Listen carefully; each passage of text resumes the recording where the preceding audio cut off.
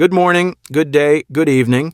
Before I start getting into the news, let's have a quick laugh. Anaduku dante high caliber. People like it, basaja balaba. Asasi, mardadi, fisasi. Kanda milani, tegutu, fisasi. Chop it up. Chop it up. Chop it up. Chop it up. Kanda, be a bad baby. Kanda, tell me if you feel it. Kanda, do it when you're ready. Kanda, kabina kanene. Kanda, hands up in the air like Kanda, eno ye mere. Kanda, be a bad belly.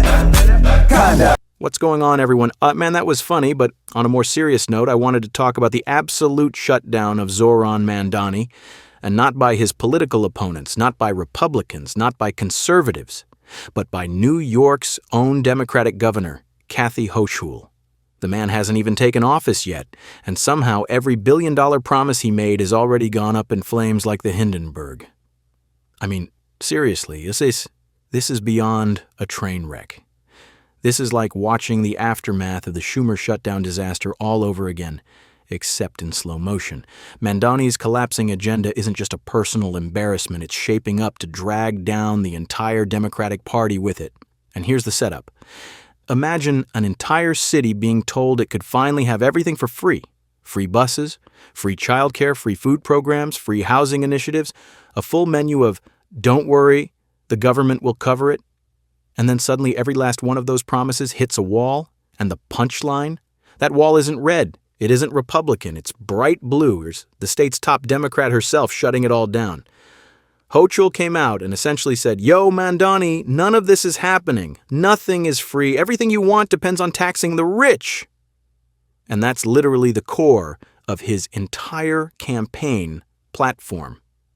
Actually, he went further than that. He openly promised to target what he referred to as whiter neighborhoods for additional taxes, which is some straight-up tribal politics, vengeance politics, whatever you want to call it. It's identity-based tax policy. But here's the part he conveniently left out while selling everyone the dream. Nothing he wants to do can happen without Albany. The New York State Constitution requires that any tax increase, any new bracket, any change in rates has to be approved by the state legislature and then signed into law by the Governor Mamdani, cannot raise taxes on his own. He has zero authority to do so, unilaterally, but he never mentioned that during the campaign. Why would he?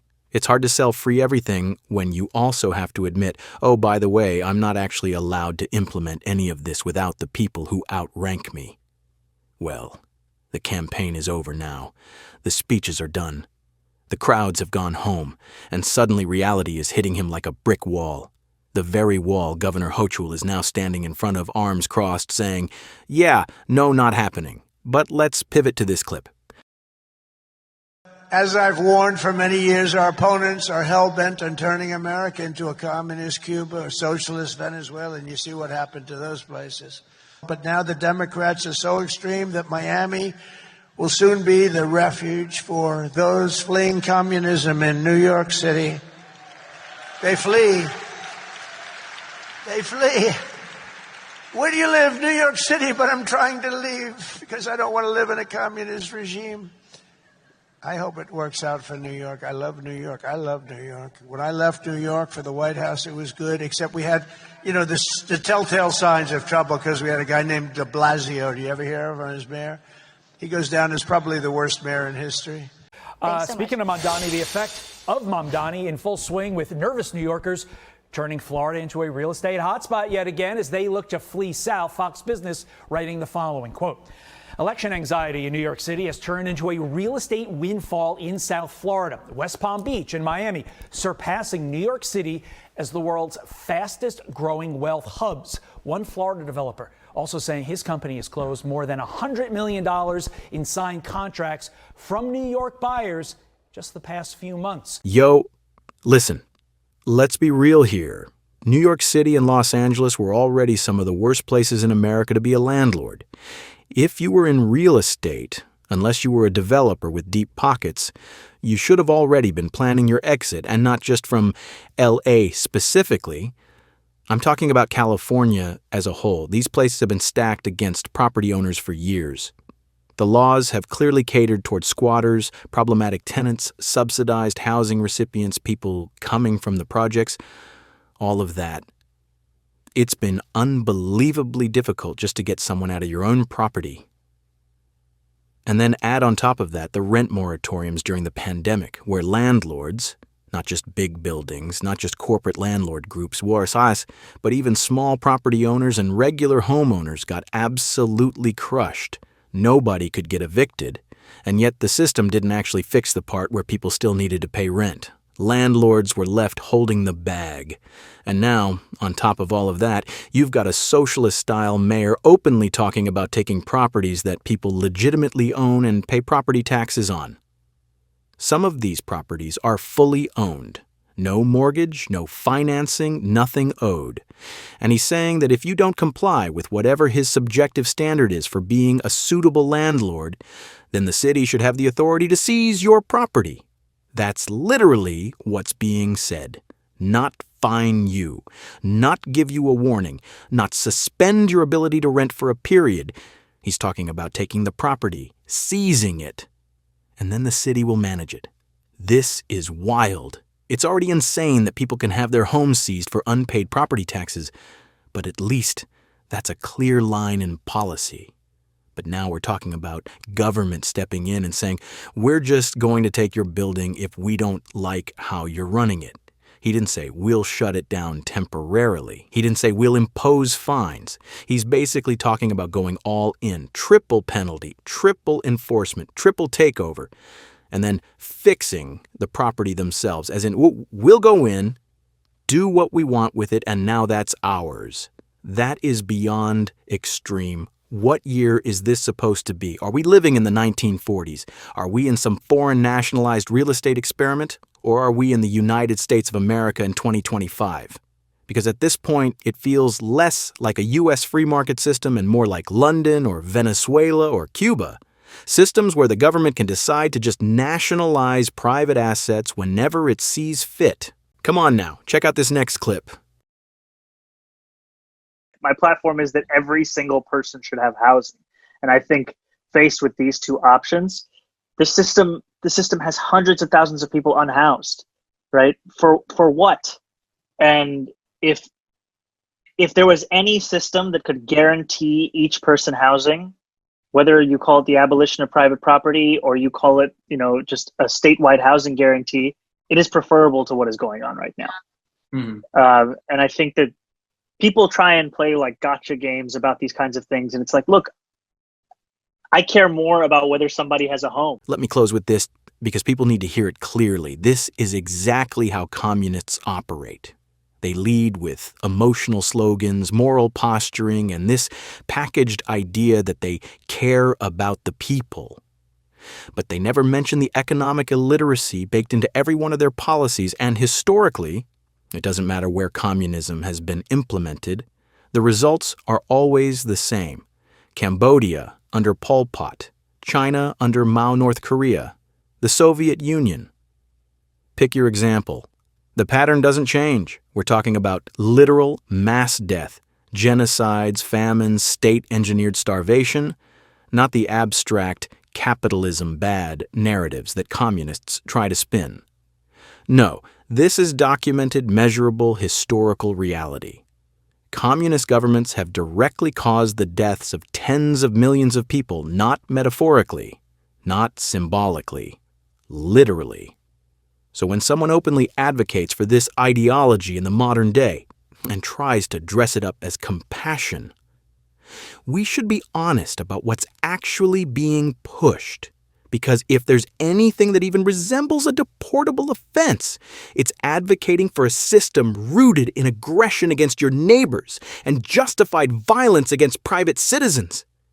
If someone wants to uproot peaceful people and seize private property, you can absolutely make the moral argument that those pushing it should be the ones removed from society, not the people minding their own business. And yet, here we are, watching a guy who proudly calls himself a socialist slide into power as if this is normal.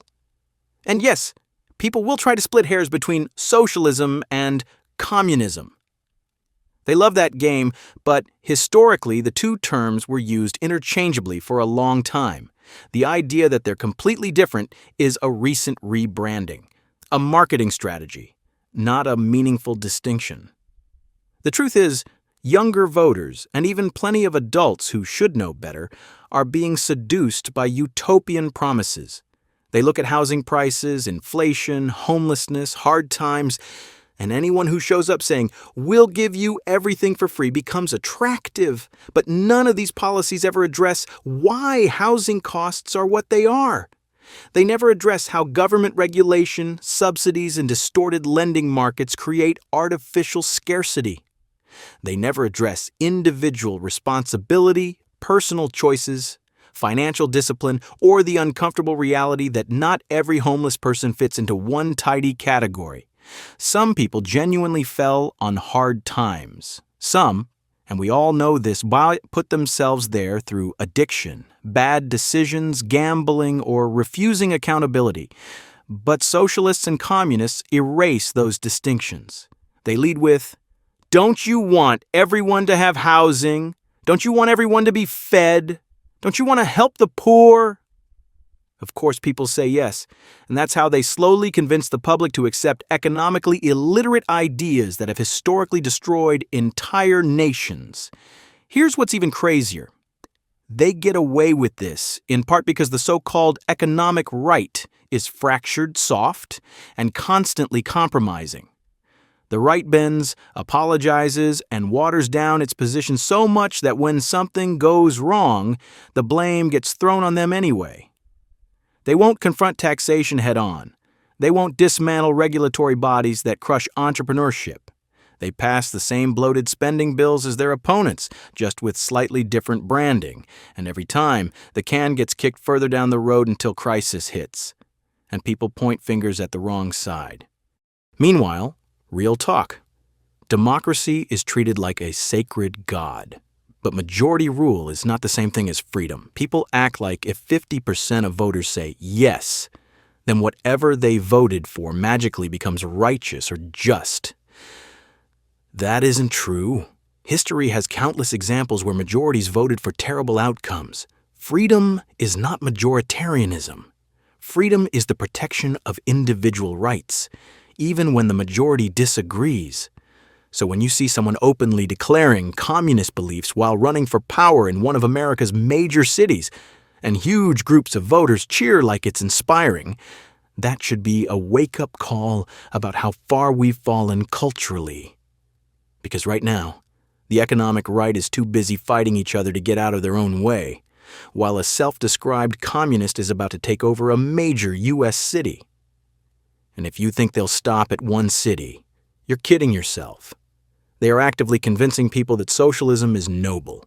They're convincing people this system should be implemented everywhere. And the terrifying part is the sales pitch is working.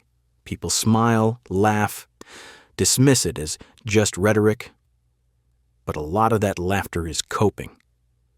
Even I smile sometimes because the alternative is realizing how insane this moment in history really is. Communism, one of the most destructive ideologies ever created, is suddenly being treated like a fresh, new idea candidates can run on it openly. They can win on it, and people applaud. We have work to do if we really want to keep America the way it is and not being destroyed by these people who sold us out decades ago. Thanks to all of you for listening, and I want to hear from you. I want to know, what do you think about all this? Like, comment, and subscribe, and I'll catch you on the next one.